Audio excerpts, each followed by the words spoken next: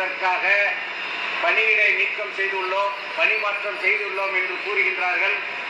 அது மரக்காணத்தை தொடர்ந்து இப்பொழுது கள்ளக்குறிச்சியிலும் கள்ளச்சாராய சாவு தொடர்ந்து கொண்டே இருக்கின்றது.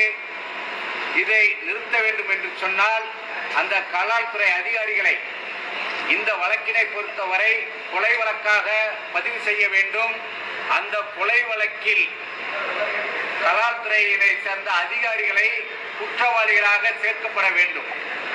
அப்படி குற்றவாளிகளாய் சேர்க்கப்பட்டால் மட்டும்தான் தமிழகத்தில் இனிவரும் காலங்களில் இந்த கள்ளச்சாராய சாவினை தடுக்க முடியும்.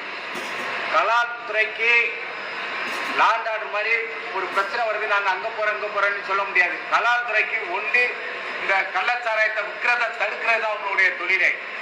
கள்ளக்குறிச்சியினுடைய மைய பகுதியிலே ஒரு கள்ளச்சாராய நிகழ்வு நடந்து கொண்டிருக்கு அப்படின்னா அரசாங்கத்திடம் பணம் வாங்கி அந்த கலால்துறையினர் என்ன செய்யறாங்க அப்படிங்கிறது முக்கியம்.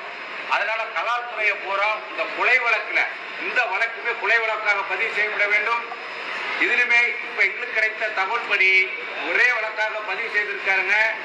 இந்த வழக்குல சம்பவங்கள் 4-5 இடத்துல நடைபெற்றிருக்கு. ஒவ்வொரு இடத்திலும் தனித்தனி கொலை வழக்காக பதிவு செய்யப்பட வேண்டும். அந்த அத்தனை வழக்குகளிலும்